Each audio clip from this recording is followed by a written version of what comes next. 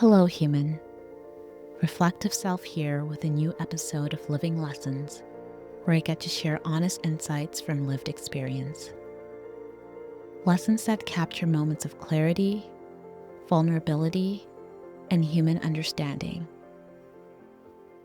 Today's episode is all about the willingness to let go of what no longer serves. And so here's the lesson that I've learned. The life we design asks not only what can be built, but also what can be removed. I find myself coming back to this very moment most mornings.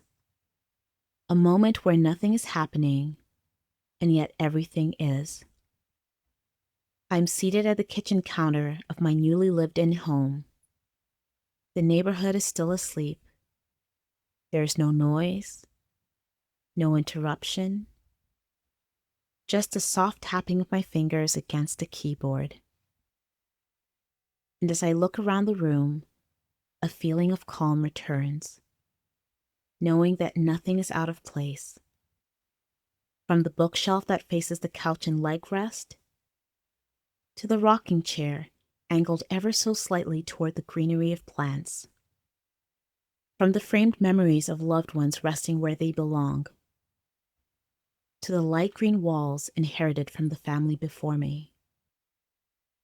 Nothing is out of place. And in that stillness, I find myself in tears, reminded of how I arrived. Some of this came together by chance, but much of it came from intention. An intention that only became clear after having met myself in full. That moment, as settled as it feels, is only one of many. Because life doesn't move in a straight line. It stretches, it shifts, it swings, it loops. It expands and contracts in ways that don't always make sense. And yet, we so often end up looking outside of ourselves, comparing. From the billionaire watching the sunset from the privacy of an island, to the single mother rushing to her next appointment, we tend to place these lives next to ours as if they exist on the same plane. But they don't. Because when we are inside our own lives, comparison begins to lose its meaning. And still, even with this knowing, we can find ourselves returning to it.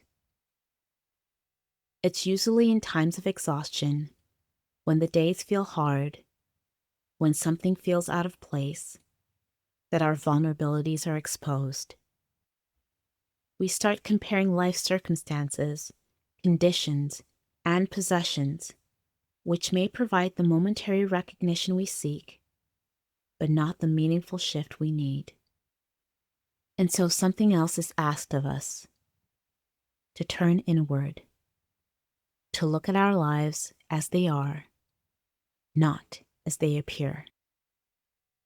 To become both the carver and curator of what we are living. Whether we find ourselves starting from a place of grief, dissatisfaction, or a desire to start something new. When we begin to take hold of our lives, it doesn't always feel empowering at first. It can feel like a push and pull. It is both the excitement and anticipation of what could be, and the fear and anxiety of what we cannot yet see. Because when we accept our lives as ours, we are also asked to accept their conditions. That with freedom comes responsibility. That we are our own primary caretaker. On sick days, without paid time off. That some outcomes will always be beyond our control, but the ones that are within our reach are where our truest power lives. And it's not always comfortable to hold that truth, but it's the most honest place to start. Often, Our most natural tendency is to lean towards what feels most expansive, where we ask ourselves, what can I build? What more can I do? What more can I become? For a long time, I lived inside those questions. I gathered knowledge aimlessly at a time when I was too afraid to start. I found myself adding new routines, which later proved unsustainable. I tried to build a life that felt like progress. But over time, I began to realize that not everything I was adding was helping me grow. Some of it brought me exhaustion. Because when our lives already feel stretched, adding more doesn't create growth.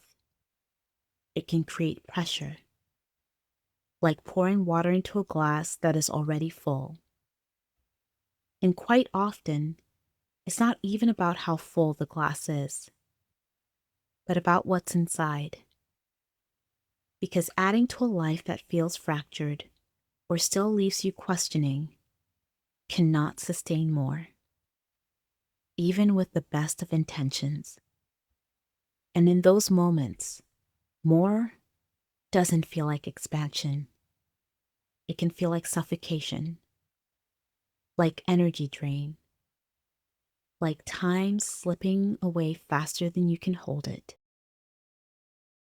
So instead of asking what can be built, maybe it's to ask what needs to be reassessed. What has been taking more than it gives? What is the truth of my reality? What is in my present power to change? These questions are not always easy to sit with because the answers don't always come neatly. They may show up in relationships that no longer feel aligned, in time and effort given to areas that start to feel stolen, in roles and commitments that now feel heavier than they once did, in the quiet realization that what we've been holding on to is no longer meant to stay. That is where clarity begins, not in illusion, but in honesty. And when we allow ourselves to take inventory in this way, we begin to create space. Space to reshape what's possible, space to bridge the gap where we are willing, and space to remove what is necessary. In doing so, we give ourselves the chance to win back the breath we lost so that we can breathe back into our lives. When I took on this process for myself, it wasn't immediate.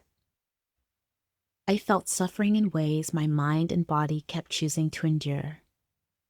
But eventually, I reached a point where I could no longer continue as I was. And so I began to let go of a relationship that could no longer be saved, of friendships that revealed their painful truths, and of commitments that kept me away from the parts of myself I desired to rediscover. What I didn't expect was what followed. My chest felt lighter in ways I never thought possible.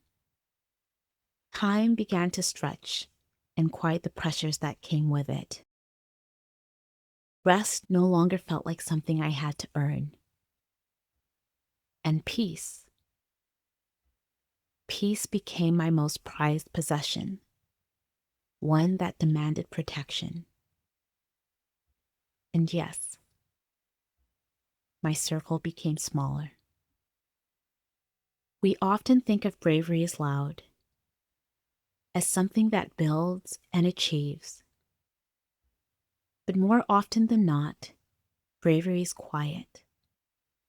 It is the willingness to sit with what isn't working, to acknowledge it without turning away, to take responsibility while moving with compassion and without turning responsibility into punishment. To recognize where we have taken from ourselves, where others may have hurt us, and where our lives carry limitations, without collapsing into blame or helplessness. From that place, we're able to clear space for building to become possible, and the questions we ask begin to look different. Not what can I build, but rather, what expands me? What returns more energy than it takes? What, when I give my time to it, makes time itself feel generous? What makes me more myself, not less? Designing a life is not always about what we choose to add. It is also about what we are willing to set down. And while that process may not always be easy, it is often where something within us can begin again. Not from pressure or force, but from the quiet return of space and the chance, once more, to breathe. And that is the lived lesson that I've learned. It's not a universal prescription, but it is mine. Keep what stays, release what doesn't. Until next time.